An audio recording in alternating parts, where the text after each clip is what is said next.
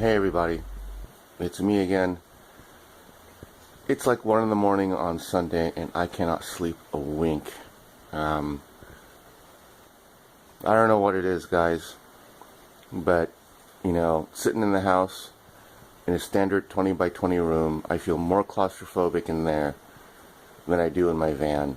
And the bed in my van is only 69 inches by 65 inches long. And it's like not even a third of the space or even a quarter of the space, and I just feel better in there. And it's pouring rain, and I decided to come out into the garage and just enjoy the sound of the rain. I don't know if you can hear it. I don't know, maybe let's go by the door. Maybe you can hear it.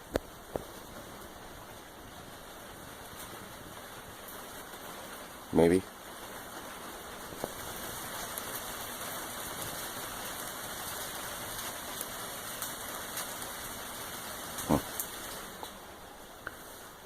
So I'm just kind of sitting here.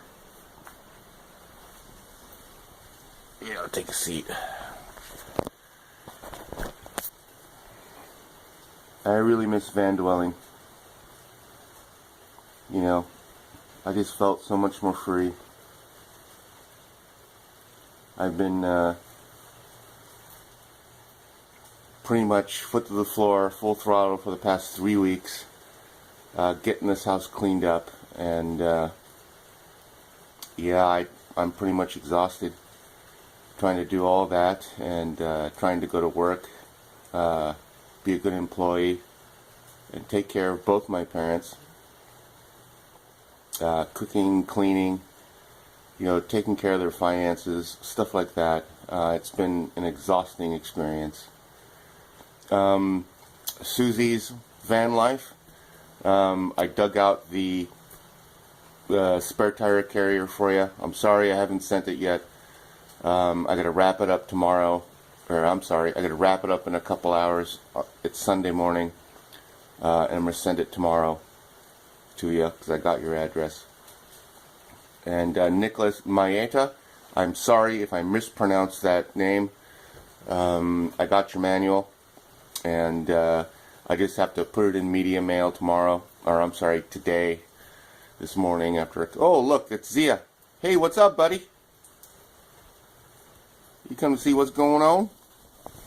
Yeah, you're like, where did you go? Hey.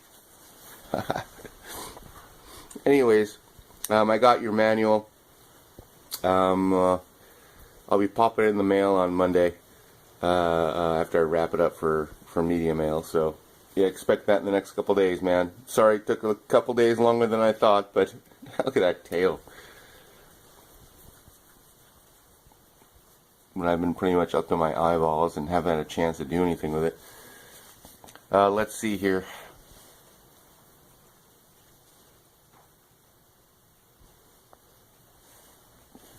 How you doing, Z? Where's Zyka? Did you leave Zyka inside the house? It's coming up to 1 in the morning, buddy. What are you doing awake? Oh, you got some eye boogers going on here. I know it's with you, border collies and eye boogers, but you sure make a lot of it. It's alright. Woohoo! Hey!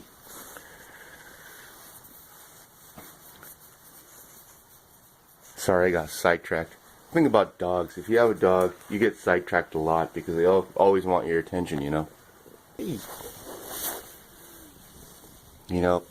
It just occurred to me here, but Zia's only known van dwelling since the day I got her, which was like, I don't know, 5-6 years ago now. And it's funny how sometimes your dog knows you better than you know yourself. And when you're kind of feeling claustrophobic or feeling bad, dogs always know it, and they always try to come and, make you feel better. And that's definitely Zia. She's a sweetheart. My other dog, Zyka, is kind of a dumbass. She comes, makes me feel better too, but, she's plumb happy sitting in the house because that's where I got her from. I got her from I got her from a shelter where her previous person, I don't like to say owner, but her previous person always had her in the house.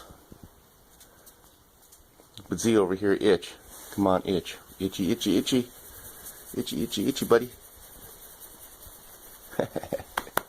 Good Z. Z over here. Yeah, sometimes, most of the time actually, she definitely can sense how I feel about things. And she'll come out and say hi when she thinks I need it.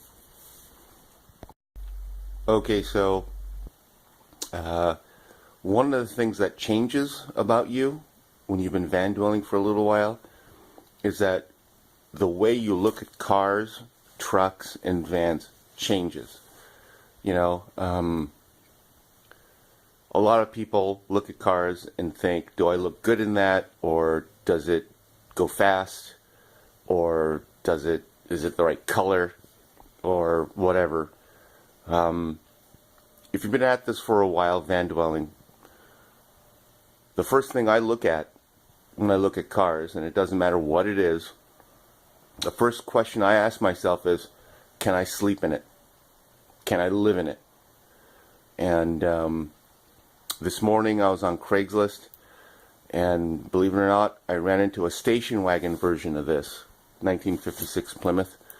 It's a 56 Plymouth Savoy ranch wagon, and I saw it, I saw the pictures of it, and the first thing I thought of was, I can set up a bed in that, I can have a stove, I can set my clothes up over here, and I can have cabinetry over here, I can have both dogs in there, and, you know, I can have my cake and eat it too, which is basically, I can still have a project, a final project with my dad before he passes away, and I can have a vehicle to go live in, and go on BLM property and do all those wonderful van dwelling things that everybody, you know, gets all hot and bothered about.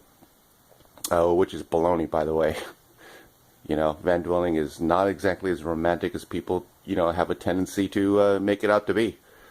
And, you know, I had this vision in my mind about, or I was formulating a vision in my mind about having a, you know, nice big roof rack that I can weld up with my welders, and one of those Yakima roof boxes where I can store stuff. And, you know, I started to have this weird idea about driving through the desert with both my dogs, and man, it was a real fight to talk myself out of going out and buying it today.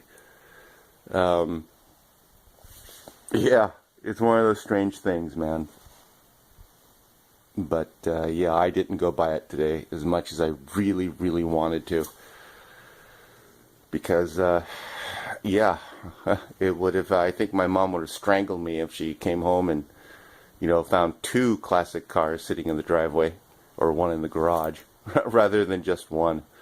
One with a Toyota Celica, a Ford van, and my truck, and yeah, that would have started quite an argument. But anyways, guys, I hope you're having a good evening. I'm about to go catch some sleep, and I'm going to try desperately not to think about that station wagon. And you'll wake up in the morning and, you know, go to work. I hope. Okay. Good night, everybody.